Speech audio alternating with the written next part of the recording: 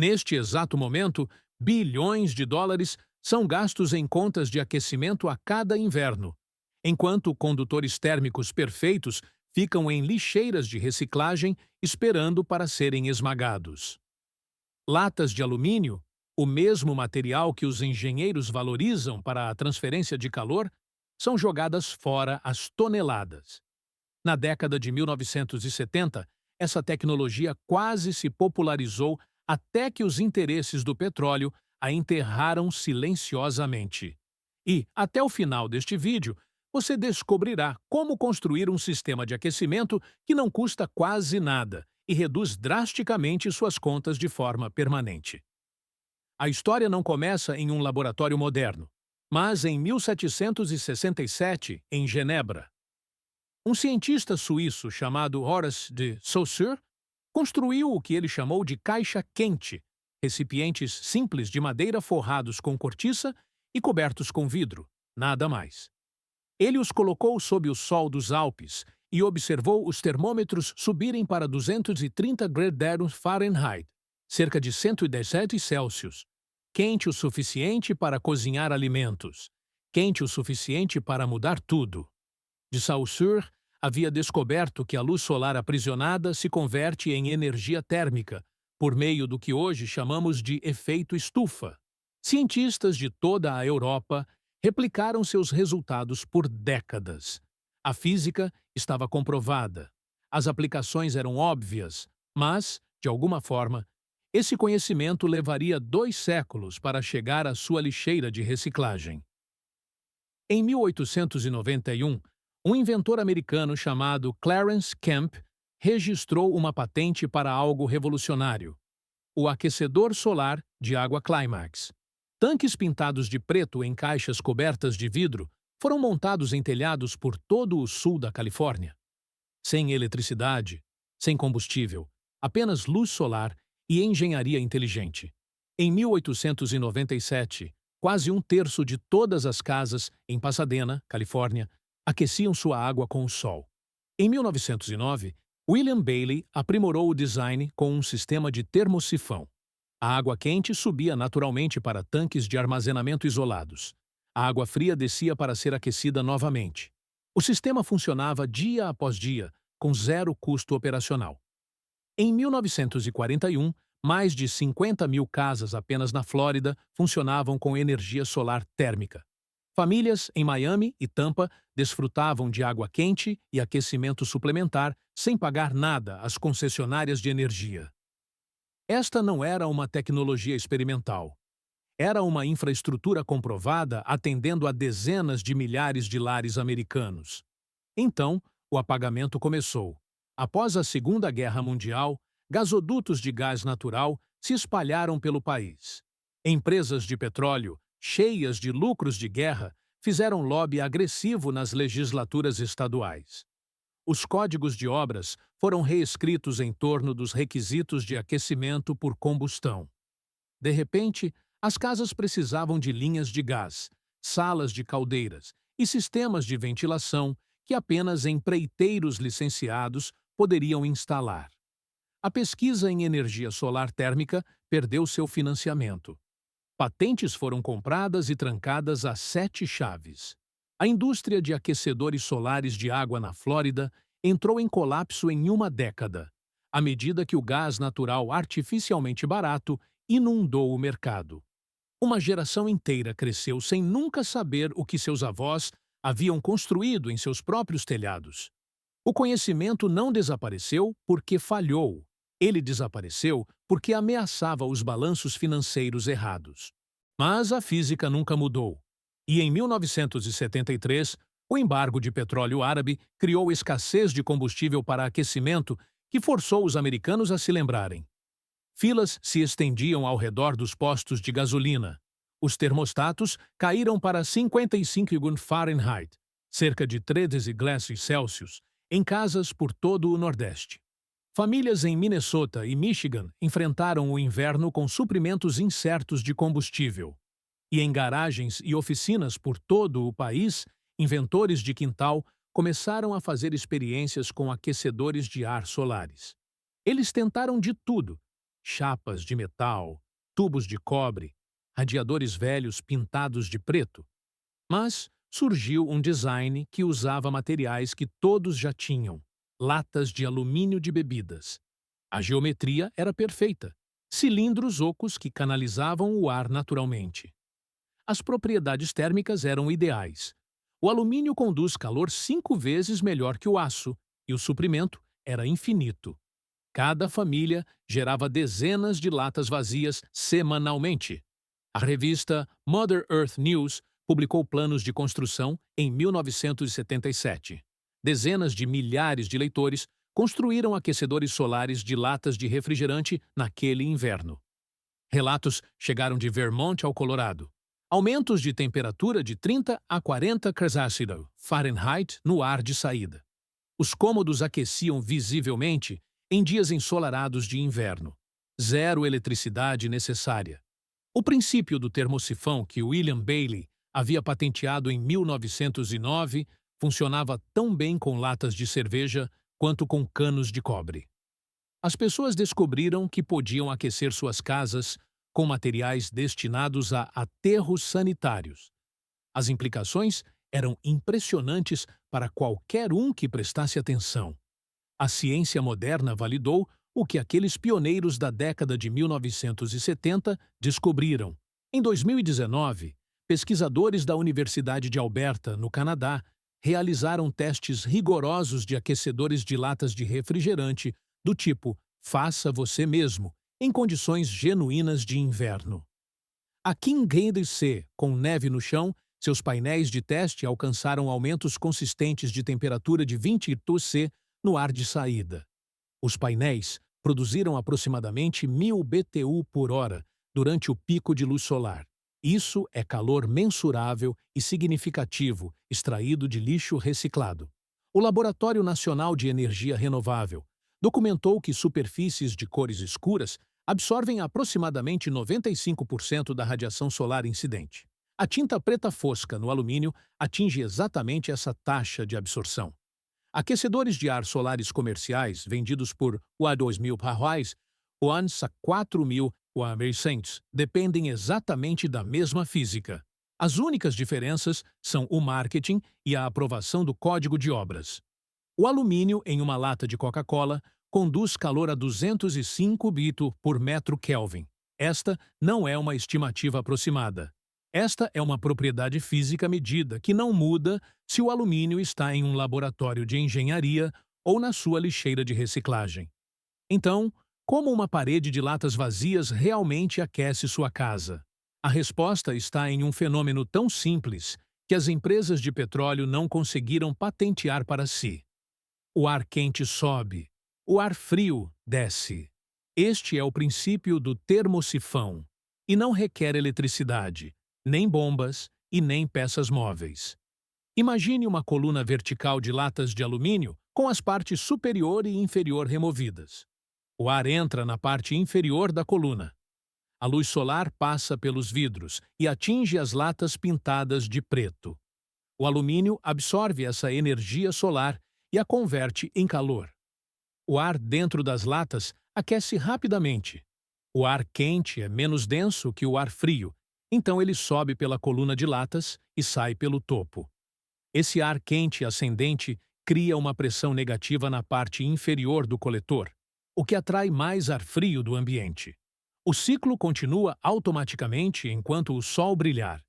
Taxas de fluxo de 50 a 150 pés cúbicos por minuto ocorrem passivamente, com zero entrada de energia.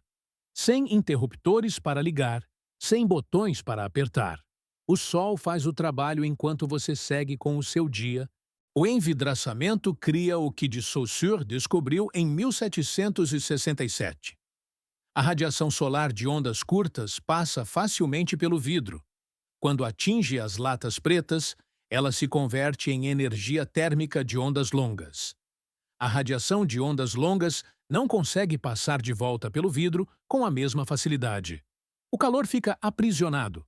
As temperaturas internas dentro de um coletor construído adequadamente chegam a 150 a 108 Fahrenheit, cerca de 65 a 82 Celsius. em dias ensolarados de inverno. O revestimento isolante atrás das latas evita que esse calor escape pela parede. Em vez disso, ele flui para o seu espaço de convivência, carregado pela corrente de ar convectiva. Os números contam a história claramente. Um painel padrão de 4 por 8 pés, cerca de 1,2 por 2,4 metros, comporta aproximadamente 240 latas de alumínio dispostas em colunas. Cada coluna contém de 8 a 10 latas, dependendo da profundidade da estrutura. Esse único painel produz mais de 1000 BTU por hora durante o pico de luz solar. 4 painéis montados em uma parede voltada para o sul podem complementar o aquecimento de uma casa de 1000 pés quadrados, cerca de 93 metros quadrados. Os custos de material usando madeira reaproveitada e latas recicladas variam de os 50 para $100. O equivalente comercial custa de os $2.000 aos $4.000 e usa exatamente a mesma física. Horace Benedict de Saussure construiu a primeira caixa quente em Genebra, em 1767. Ele construiu 3 caixas de vidro aninhadas, cada uma menor que a anterior, pintadas de preto por dentro. Ele a deixou sob o sol dos Alpes e observou o interior subir para 230 graus Fahrenheit. Isso era quente o suficiente para cozinhar frutas, e foi o suficiente para provar um ponto que levaria 2 séculos e meio para ser totalmente suprimido. A física não mudou desde então. A luz solar passa pelo vidro, atinge uma superfície escura, converte-se em calor e fica aprisionada. Seus bisavós na Flórida e na Califórnia usaram esse princípio antes que os lobistas do petróleo o apagassem da cultura de construção. A tecnologia não desapareceu porque parou de funcionar. Você já passou pela sua lixeira de reciclagem 100 vezes sem ver o que realmente há nela. Aquelas latas de alumínio amassadas, enxaguadas, esquecidas, são coletores térmicos. Elas não sabem que deveriam ser lixo. Pinte-as de preto fosco, empilhe-as em colunas, cele-as atrás de um vidro, e elas se tornam o mesmo motor de calor que Horace Benedict de Saussure demonstrou à Royal Society em 1767. A física não mudou, apenas o que escolhemos lembrar. Um painel de 4 pés comporta talvez 240 latas dispostas em colunas de 15. O ar frio entra pela parte inferior, sobe pelo alumínio aquecido pelo sol e sai pelo topo, muitas vezes 15 a 20 graus C mais quente do que quando entrou. Em um dia claro de inverno, isso representa vários milhares de BTU de calor gratuito, o suficiente para aquecer significativamente um cômodo sem queimar nada, sem consumir eletricidade, sem envolver a concessionária de energia de forma alguma. Os materiais dizem algo sobre a quem essa tecnologia pertence. Madeira aparelhada para a estrutura, fundo de compensado, espuma rígida revestida com papel alumínio para evitar que o calor seja conduzido para trás através da parede, policarbonato ou vidro temperado para o envidraçamento, algo transparente que retenha o calor no interior. Silicone de alta temperatura para as juntas, tinta preta fosca para churrasqueiras, do tipo feito para fogões a lenha, porque a tinta spray padrão cria bolhas nas temperaturas do coletor, e acabamentos brilhantes refletem a energia que você está tentando capturar. Um pequeno ventilador de 12V, muitas vezes reaproveitado de um computador antigo, alimentado por um minúsculo painel solar. O sistema funciona exatamente quando você precisa e para quando não precisa. Sem termostato, sem fiação, sem eletricista.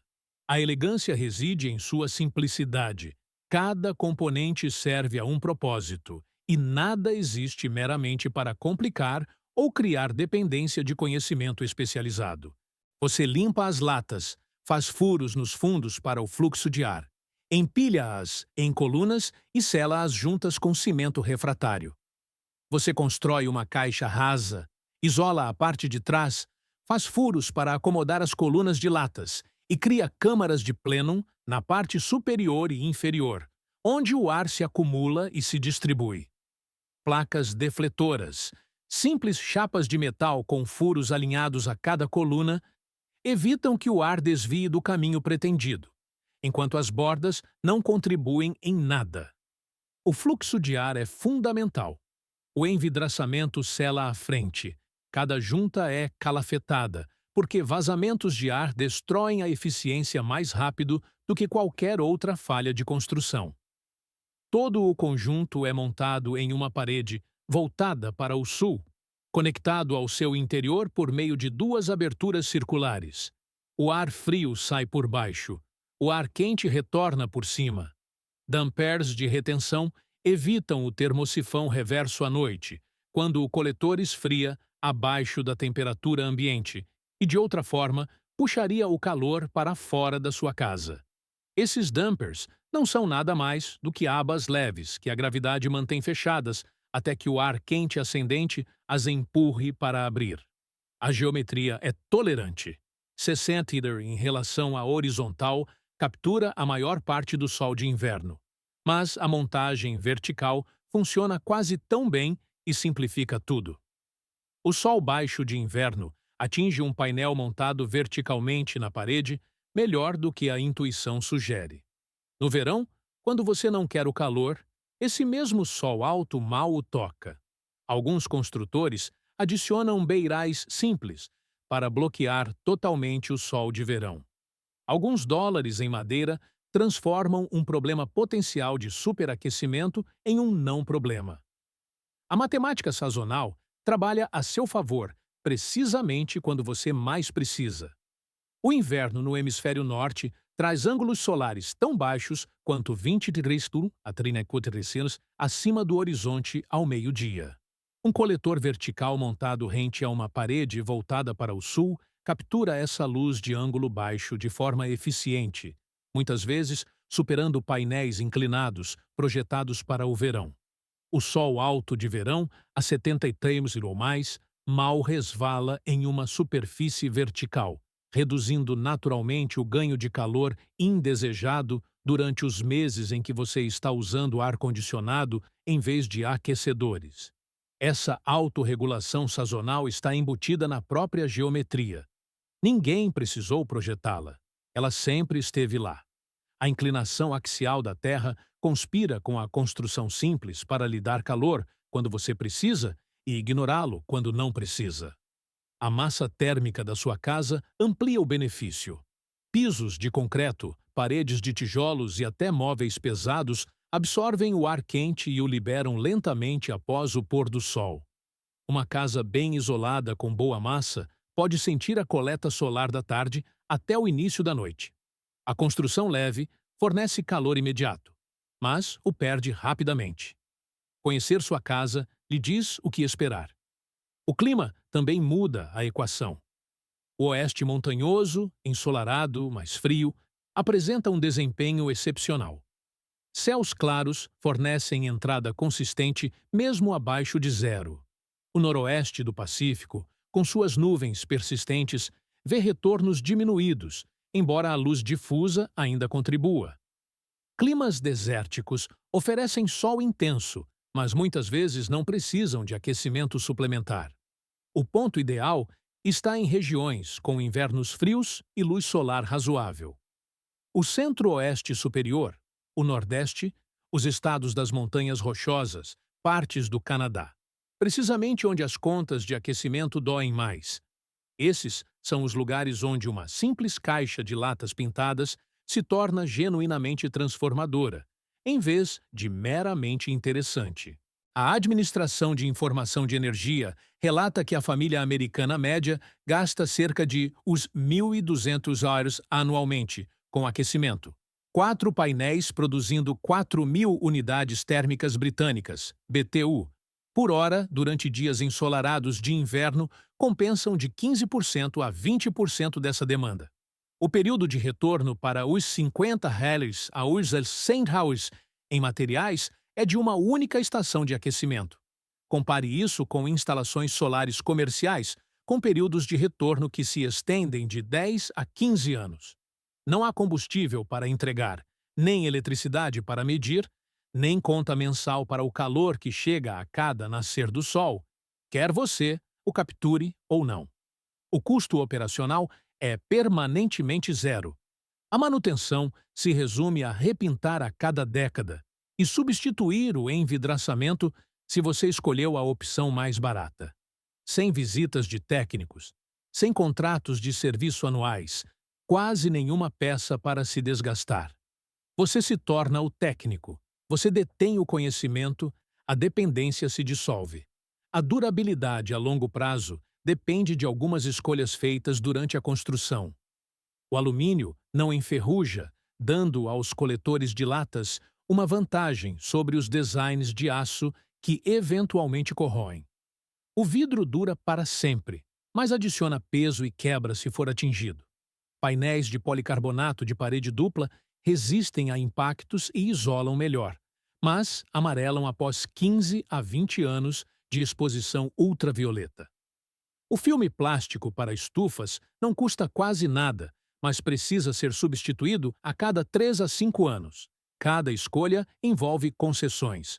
Construtores sérios costumam escolher o policarbonato e fazer um orçamento para a eventual substituição.